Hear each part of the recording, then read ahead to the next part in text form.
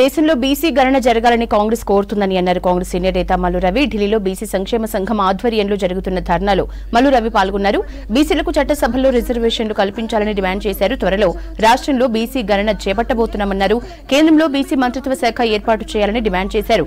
BC సంక్షేమ సంఘం జాతీయ అధ్యక్షులు ఆర్ కృష్ణయ్య క్రిమిలేయర్ ఎత్తివేయాలన్నారు. కేంద్రంలో బీసీలకు బడ్జెట్ కేటాయింపులు పెంచాలని కోరారు.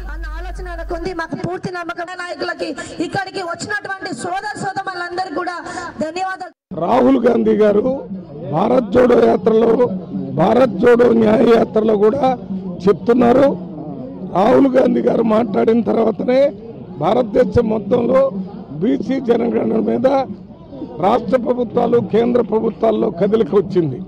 బీసీ జనగణన చేసిన తర్వాత బిల్లు పార్లమెంట్ లో పెట్టి బీసీలకు కూడా చట్టసభల్లో ఎస్సీ ఎస్టీలకి రిజర్వేషన్ ఇచ్చినట్టుగా ఇవ్వాలి అనేటటువంటి డిమాండ్ చాలా కాలం నుంచి పెండింగ్ ఉంది.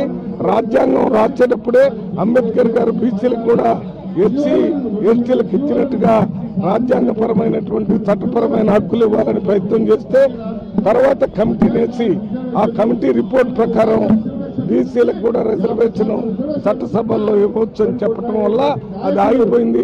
ఇప్పుడు 77 సంవత్సరాల నుంచి పెండింగ్ లో ఉంది కాబట్టి ఇప్పుడు బీసీలో పెద్ద ఎత్తున చైతన్యం వచ్చింది కాబట్టి బీసీలకి తప్పనిసరిగా చట్టసభల్లో మరి ఎమ్మెల్యే ఎస్సీ ఎస్టీలకు ఇచ్చినట్టుగా రిజర్వేషన్ ఏర్పాటు చేయాలని డిమాండ్ చేస్తున్నాం.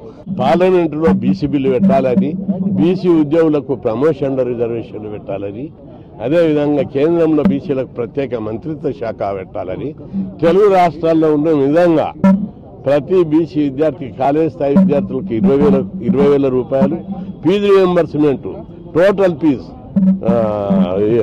1 లక్ష నుంచి ఎంత ఎక్కువ కూడా ఇచ్చే విధంగా ఫీజు రియంబర్స్మెంట్ పథకం పెట్టాలని, పేద బీసీ విద్యార్థులకు చదువు హక్కు కల్పించాలి. మాకు ముండొద్దు, చదువు అనేది గొప్ప వరం. చదువు ద్వారానే అదే పెద్ద ఆస్తి. చదువు ద్వారానే పేద కులాలు డెవలప్ అవుతాయి. చదువుకుంటేనే కులాల గౌరవం పెరుగుతుంది. చదువు ద్వారా మాత్రమే వాళ్ళు అభివృద్ధి చెందుతారని చెప్పి భావిస్తూ ఇవన్నీ కూడా కేంద్ర ప్రభుత్వం చేపట్టాలని చెప్పి డిమాండ్ చేస్తున్నాం.